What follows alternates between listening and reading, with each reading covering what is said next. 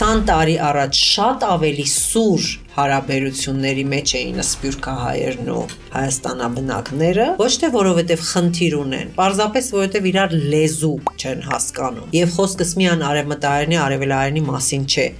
Մտածողության լեզուն, հոգեբանական լեզուն չեն հասկանում։ Բավականին մեծ տարբերություններ կան։ Եվ Սփյուռքի ամեն մի գաղութ մյուսից ահռելի տարբերություններ ունի, ամերիկահայն ու, չգիտեմ, հալեպահայը սարսափելի տարբեր մարդիկ են իրարից։ Հաշվի չառած, որ նույն ամերիկահայի մի խոշոր մաս Հալեպից է գնացել, Լիբանանից են գնացել եւ այն, բայց երբ որ մարդը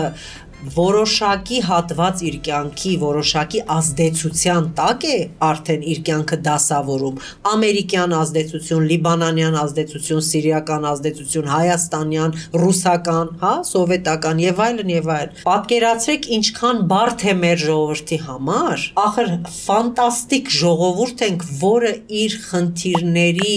լուծման բանալիները գտնելու համար իր տան մեջ չի ման գալիս այդ բանալին, չգիտես ինչի անդադ թվում է թե բանալին դրսում փողոցում միտեղ ընկած է, պետք է դրսից բերել, նոր դուռը բացել։